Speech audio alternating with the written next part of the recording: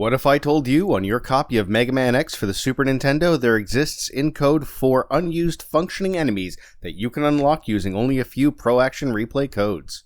Today on Off Camera, a Hoganmer goes aggro after discovering it can actually lose its shield, flying jellyfish caltrops, a sub that blows, and enemies unwillingly spawn an unlimited number of Tombots. Please use the timecodes below to zip around. And with that, hello Hunter, welcome to Off Camera Secrets. If it exists in the code, we'll find it. First up, Anglerge? Oh! Anglerge? Anglerge? Ah, Anglerge. Thanks, friendly Murlocs. Please stop invading. Go away now. On a normal playthrough of the Launch Octopus stage, X will encounter two variants of the Anglerge, although three unique versions exist in code. The first Anglerge spawns on a safe level floor just after the sea attacking spawners. It introduces X to the mechanics of being pulled towards the Anglerge and attempts touch damage. This sub-boss has a sub-ID... sub-ID. The sub-boss has a sub-ID of 80. More on that later. The second Anglerge, with a sub-ID of 82, spawns just after this ridge populated by Gulpfers, in an arena featuring two insta-kill death spike traps. Anglerge 2 now alternates between pushing and pulling X in an attempt to score a one-hit KO. Though this is a well-designed difficulty increase, we have not yet seen an Anglerge that only pushes X, so it may be a tad bit too surprising on a first playthrough. This actually takes us to the third and more elusive Anglerge. This one is thought to have appeared between the first and second, as its turbine only pushes X away. By entering this Pro Action Replay code, also available in the comments below, at any time before encountering the first Anglerge, you can force the game to transform each of the Anglerges you encounter into this third variant.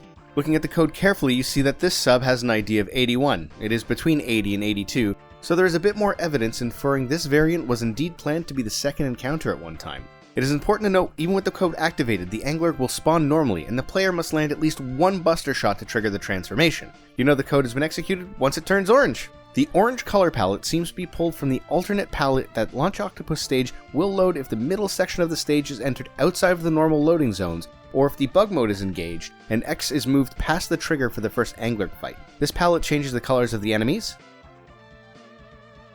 the level itself, and of course is responsible for the Anglerge's wild orange paint job. Moving from the depths of the ocean-based stage to investigate the Space World 93 gameplay trailer, next up we have the Hoganmer. Hoganmer are the X Timeline's version of some sort of variant of the Joe enemies from the original Mega Man series. Unlike the Joe enemies, Hoganmer was once able to lose its shield, although this behavior is not observable in Mega Man X under normal play circumstances. In code, however, the behavior to break the shield and have the Hoganmer mercilessly hunt down Hunter X is still executable. All we have to do is enter one Pro Action Replay code to make the shield destructible. The code is different depending on which version of the cartridge you're playing, and I'll display them both on the screen and put them in the comments below. Now, all we have to do is find a Hoganmer and blast his precious shield. If X is already not within attacking range of the Hoganmer, it will jump immediately towards him until X is within range and then attack with his spike chain as normal. These guys are really easy to scroll off the screen and despawn, but I find Pirellius pits far more fun.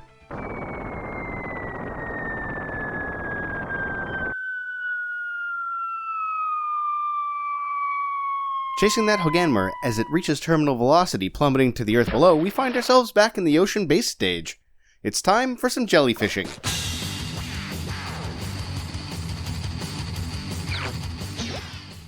The jellyfish is a fully coded enemy with unique behaviors we never get to see in the original release copies of X.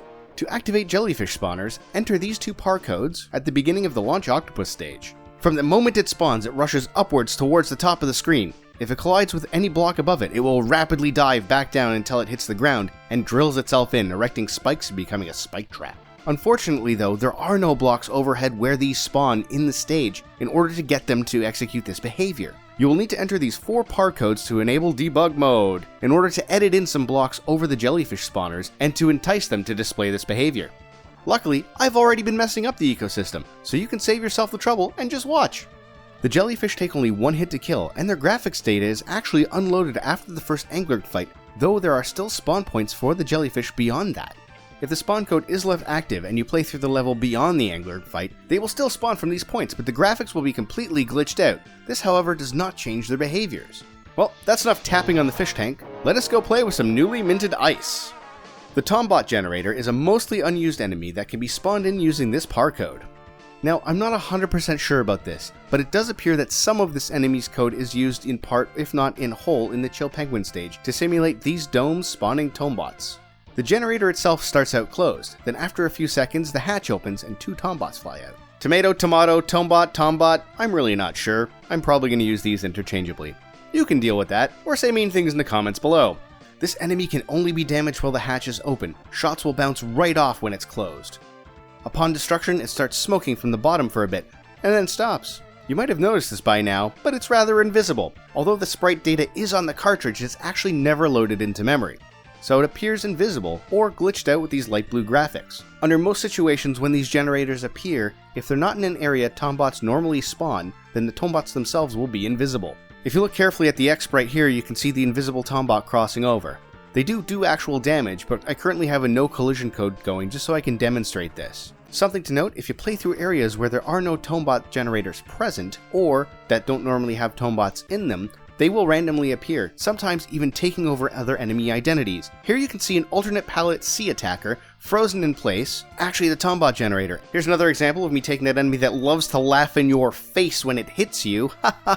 Who's laughing now? Tombot generator. You are useless.